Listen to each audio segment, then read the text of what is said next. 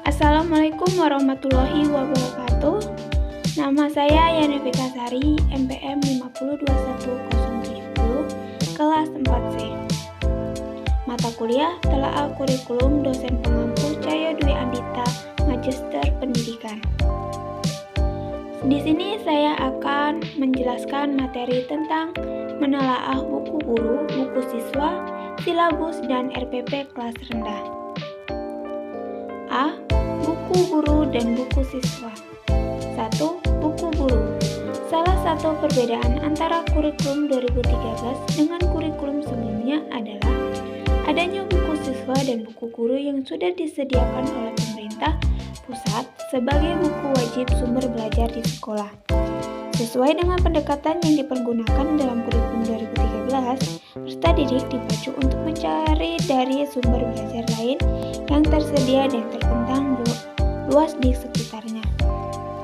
Peran guru sangat penting untuk meningkatkan dan menyesuaikan daya serap peserta didik dengan ketersediaan kegiatan pada buku ini. Guru dapat memperkayanya dengan kreasi dalam bentuk kegiatan-kegiatan lain yang sesuai dengan relevan yang bersumber dari lingkungan sosial dan alam. 2. Buku siswa. Buku siswa adalah buku yang diperuntukkan bagi siswa yang dipergunakan sebagai panduan aktivitas pembelajaran untuk memudahkan siswa dalam menguasai kompetensi tertentu. Buku siswa bukan sekedar bahan bacaan, tetapi juga digunakan untuk melaksanakan kegiatan-kegiatan dalam proses pembelajaran. Isinya dirancang dan dilengkapi dengan contoh-contoh lembar kegiatan dengan tujuan agar dapat terselenggaranya pembelajaran konstekstual.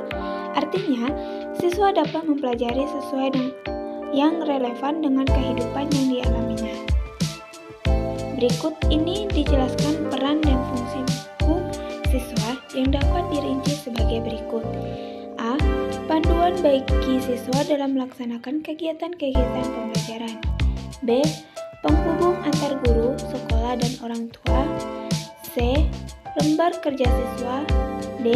Hasil kerja siswa dapat dimanfaatkan dalam penelitian. E. Media komunikasi antara guru dan siswa. F. Sebagai kenang-kenangan rekam jejak belajar siswa.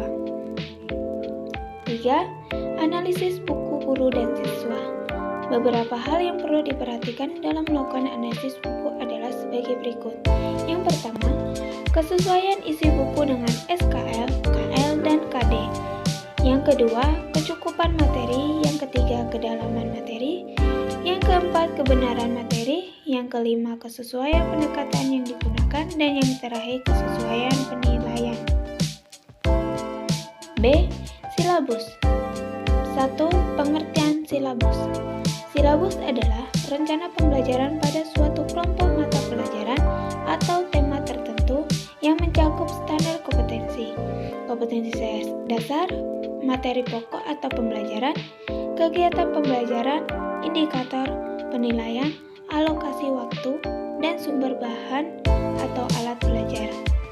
Silabus merupakan penjabaran standar kompetensi dan kompetensi dasar ke dalam materi pokok atau pembelajaran, kegiatan pembelajaran, dan indikator pencapaian kompetensi untuk penilaian. Silabus merupakan seperangkat rencana dan pengaturan tentang kegiatan pembelajaran, pengelolaan kelas, dan penilaian hasil belajar. Silabus juga merupakan sumber pokok dalam penyusunan rencana pembelajaran untuk satu SK dan KD. 2. Langkah-langkah penyusunan silabus. Sebagaimana telah dikemukakan dalam uraian sebelumnya, silabus adalah rencana pembelajaran pada suatu dan atau kelompok mata pembelajaran tertentu yang mencakup standar kompetensi, kompetensi dasar, materi pokok atau pembelajaran, indikator, penilaian, alokasi waktu, dan sumber atau bahan atau alat belajar. Silabus merupakan penjabar standar kompetensi dan kompetensi dasar ke dalam materi pokok atau pembelajaran, kegiatan pembelajaran, dan indikator pencapaian kompetensi untuk penilaian. C. RPP atau yang disebut dengan rancangan pelaksanaan pembelajaran. 1. Pengertian RPP atau disebut dengan rancangan pembelajaran. Rencana pelaksanaan pembelajaran atau disingkat dengan RPP adalah rencana yang menggambarkan prosedur dan pengorganisasian pembelajaran untuk mencapai satu kompetensi dasar yang diterapkan dalam standar isi dan dijabarkan dalam silabus. Lingkungan rencana pembelajaran paling luas mencakup satu kompetensi dasar yang terdiri atas satu indikator atau beberapa indikator untuk satu kali pertemuan atau lebih.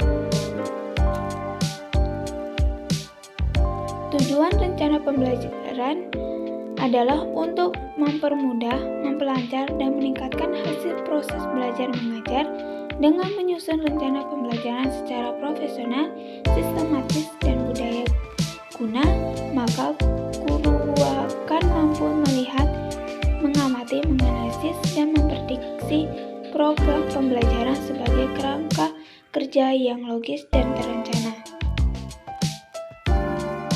2. Langkah-langkah penulisan RPP. A. Menulis identitas mata pelajaran. B. Menulis standar kompetensi. C. Menuliskan kompetensi. D. Indikator kompetensi. E. Merumuskan tujuan pembelajaran. F. Materi ajar. G. Alokasi waktu. H. Menentukan metode pembelajaran yang akan digunakan. I. Merumuskan kegiatan pembelajaran.